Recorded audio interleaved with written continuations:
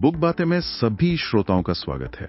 आज हम हिंदी साहित्य के उस मील के पत्थर की बात करेंगे जो सिर्फ एक उपन्यास नहीं है, बल्कि ये भारत की आत्मा का एक दस्तावेज है।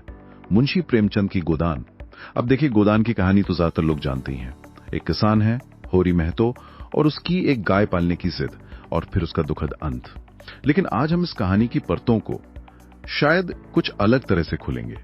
हम सिर्फ क्या हुआ पे नहीं रुकेंगे, बल्कि ये समझने की कोशिश करेंगे कि ऐसा क्यों हुआ।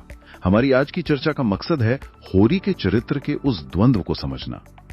क्या उसकी महानता ही, मतलब क्या वही उसकी बर्बादी का कारण थी? और ये सवाल ही इस कहानी को इतना जरूरी बना देता है ना। क्या होरी का धर्म, उसकी शराफत एक ताकत थी, या फिर एक ऐसी कमजोरी जिसका फायदा पूरी दुनिया ने उठाया? आज हम इसी गुत्थी को सुलझाने की कोशिश करेंगे। तो चलिए शुरू करते हैं होरी के उस सपने से जो सपना कम और एक सामाजिक जंजीर ज्यादा लगता है। बिल्कुल सही कहा आपने। कहानी की शुरुआत होती है होरी के एक बहुत ही मासूम से सपने से कि घर के दरवाजे पर एक गाय बंधी हो।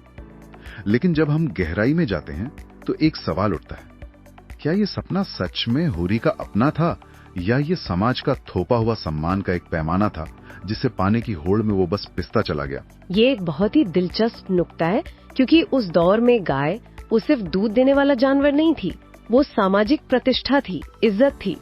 दरवाजे पर बंधी गाय एक तरह से ये ऐलान करती थी कि ये घर भरा पूरा है, यहाँ इज्जत है। तो होरी जो गाय चाहता है वो असल में सम्मान चाहता है। वो अपनी गरीबी और बेबसी पर एक पर्दा डालना चाहता है, और ये इच्छा इतनी गहरी है कि वो इसके लिए अपनी जरूरतों को भी नजरअंदाज कर देता है। और जब वो कर्ज लेके पाई जोड़कर भोला से वो गाय ले ही आता है, तो एक पल के लिए लगता है कि सब कुछ ठीक हो गया है। घर में एक रौनक आ जाती है। उसकी पत्नी धनिया, जो हमेशा दुनिया से लड़ती रहती है, उसके चेहरे पर भी एक सुकून भरी मुस्कान होती है। बच्चों की आंखों में एक अलग चमक होती है।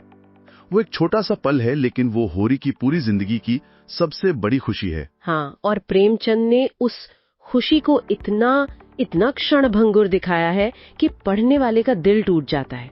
वो खुशी एक भ्रम है, एक बुलबुला जो बहुत जल्दी फूटने वाला था, क्योंकि होरी जिस समाज में रह रहा है वहाँ किसी गरीब की खुशी किसी की आंखों में चुभती जरूर है। और यहाँ तो चुभने वाला कोई बाहरी नहीं, बल्कि उसका अपना सगा भाई हीरा था। यहीं पर कहानी अपना सबसे क्रूर मोड़ लेती है। ईर्ष्या और जलन में होरी का भाई हीरा गाय को जहर दे देता है। होरी का सपना, उसकी इज्जत, उसकी जिंदगी भर की कमाई, सब कुछ उस गाय के साथ मर जाता है। लेकिन जो इसके बाद होता है वो होरी के चरित्र को परिभाषित करता है। वो जानता है, उसे पूरा यकीन है कि ये काम हीरा ने किया है, पर वो चुप रह जाता है। अब मेरा सवाल ये है, क्या ये उसका बड़प्पन था या एक तरह की कायरता? अन्याय के खिलाफ आवाज ना उठाकर क्या वो खुद उस शोषण के चक्र को मजबूत नहीं कर रहा था? ये एक बहुत बड़ा नैतिक सवाल है। एक नजरिए से देखें तो होरी परिवार को टूटने से बचा रहा है। वो जानता है कि अगर उसने हीरा का नाम ले लिया तो भाई जेल जाएगा, भाभी और बच्चे सड़क पर आ जाएंगे, और परिवार हमेशा के लिए बिखर जाएगा।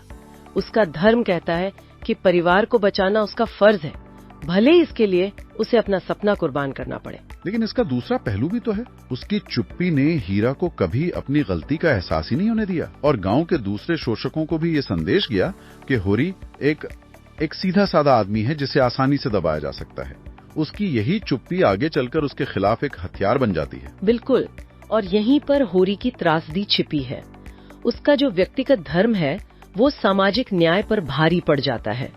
वो एक व्यक्ति के तौर पर महान बन जाता है, लेकिन एक शिकार के तौर पर और कमजोर हो जाता है। उसकी चुप्पी एक निजी त्याग है, लेकिन सामाजिक स्तर पर ये एक खतरनाक मिसाल है। वो अपने ही उसूलों के बोझ तले दब जाता है।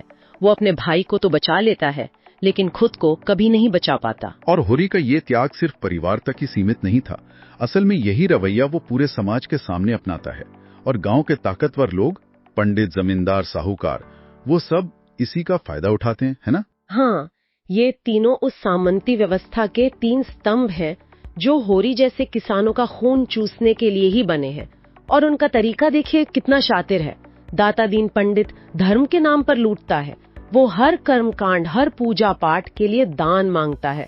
गाय की मौत के बाद भी वो प्रायश्चित के नाम पर होरी से पैसे ऐंठता है। मतलब वो डर का व्यापार करता है। फिर आता है जमींदार राय साहब। वो अपनी ताकत और अपने रुतबे का इस्तेमाल करता है। लगान, नजराना, बेगार, वो हर तरह से होरी को निचोड़ता है। और सबसे खतरनाक है झिंगुरी सिंह साहूकार। वो मीठी मीठी बातें करके कर्ज के जाल में फंसाता है और फिर ब्याज पे ब्याज लगाकर उसकी जमीन जायदाद सब हड़पने की फिराक में रहता है। सबसे दिलचस्प बात ये है कि ये तीनों अलग अलग काम करते हुए भी एक दूसरे से जुड़े हुए हैं। जमींदार लगान बढ़ाता है तो होरी साहूकार से कर्ज लेता है। कर्ज नहीं चुका पाता तो पंडित प्रायश्चित करने को कहता है। ये एक ऐसा चक्रव्यूह है जिसमें होरी एक बार घुस गया तो बाहर निकल ही नहीं सकता। उसकी ईमानदारी और मेहनत इस सिस्टम के आगे कोई मायने नहीं रखती, बल्कि उसकी शराफत ही इन लोगों के लिए उसे लूटना और आसान बना देती है। और इसी बेबसी के बीच घर के अंदर एक और लड़ाई चल रही होती है, होरी और उसकी पत्नी धनिया के बीच। धनिया होरी की चुप्पी और सहनशीलता को समझ नहीं पाती। वो लड़ना चाहती है, आवाज उठाना चाहती है।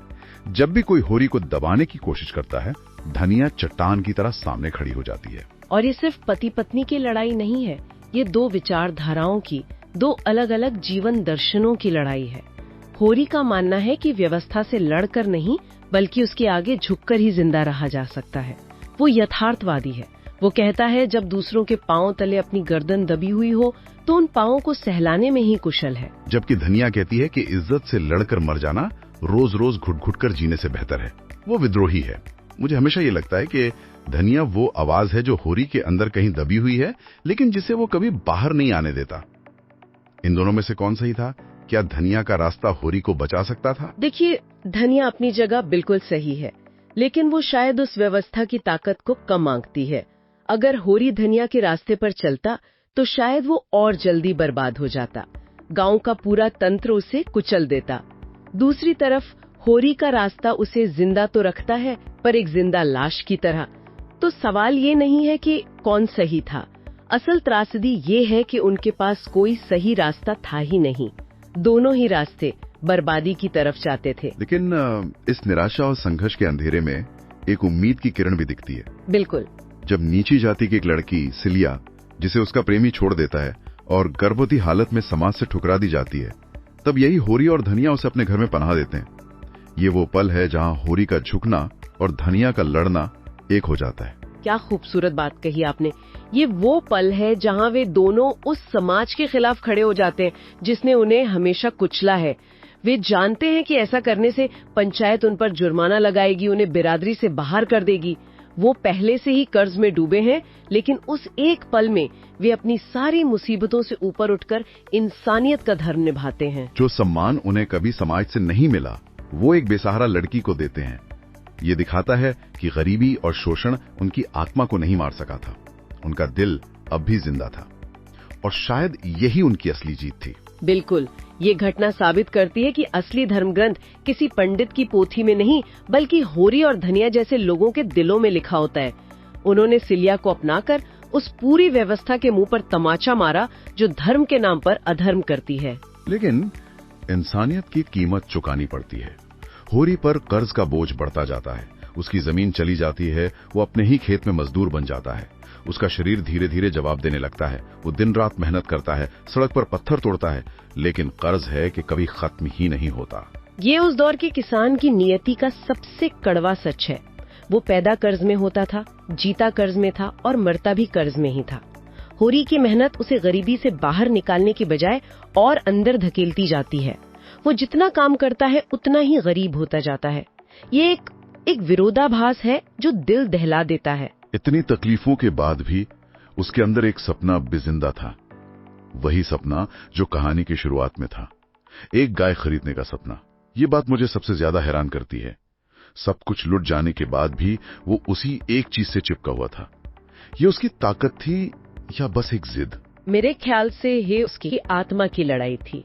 भौतिक रूप से वो हार चुका था, लेकिन वो अपनी पहचान, अपने सम्मान के उस प्रतीक को छोड़ना नहीं चाहता था। वो गाय अब सिर्फ एक जानवर नहीं थी, वो उसकी जिंदगी की वो आखिरी उम्मीद थी जो उसे ये एहसास दिलाती थी कि वो अभी पूरी तरह से हारा नहीं है।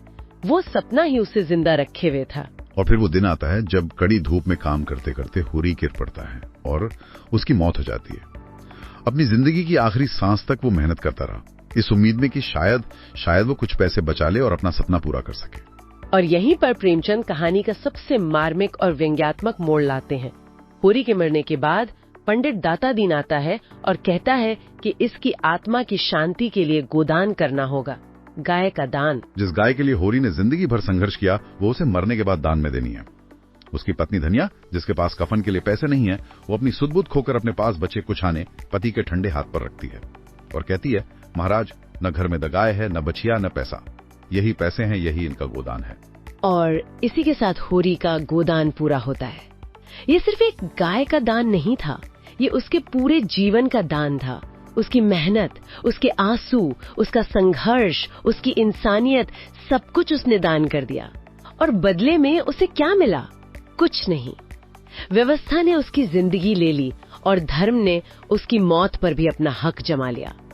ये अंत इतना शक्तिशाली है कि आज भी हमें झकझोर कर रख देता है। तो हुरी महतो की कहानी हमें कहां लाकर छोड़ती है? वो मर गया, लेकिन क्या वो सच में हार गया, या उस जैसी शराफत और त्याग का इस दुनिया में कोई मोल ही नहीं है? होरी एक व्यक्ति के तौर पर मर गया, लेकिन एक विचार के तौर पर वो अमर हो गया। वो भारत के उन करोड़ों बेआवाज किसानों का प्रतीक बन गया जो चुपचाप इस व्यवस्था का बोझ ढोते रहे। उसकी हार में एक ऐसी सच्चाई छिपी है जो किसी भी जीत से ज्यादा बड़ी है। वो हमें ये सोचने पर मजबूर करता है कि क्या एक समाज तब तक सभ्य कहला सकता है जब तक वो अपने सबसे ईमानदार लोगों को कुचलता रहता है। तो आज की चर्चा हमें एक अहम सवाल पर छोड़ जाती है। एक ऐसी दुनिया में जहां अक्सर चालाक और शक्तिशाली लोगों को ही जीत मिलती है, वहां होरी की अटूट ईमानदारी और त्याग का असली मूल्य क्या है? क्या उसका गोदान उसकी आत्मा की एक जीत थी, या इस क्रूर व्यवस्था के हाथों एक दुखद हार? इस पर सोचिएगा जरूर। बुक बातें में हमारे साथ जुड़ने के लिए आपका बहुत बहुत धन्यवाद। अगर आपको हमारी ये चर्चा पसंद आई हो तो कृपया इसे लाइक करें, कमेंट करें और अपने दोस्तों के साथ शेयर करें। और हाँ, हमारे चैनल को सब्सक्राइब करना न भूलें। भविष्य में ऐसी ही ज्ञानवर्धक चर्चाओं के लिए हमारे साथ बने रहें और नए अपडेट्स पाने के लिए बेल आइकन जरूर दबाएं।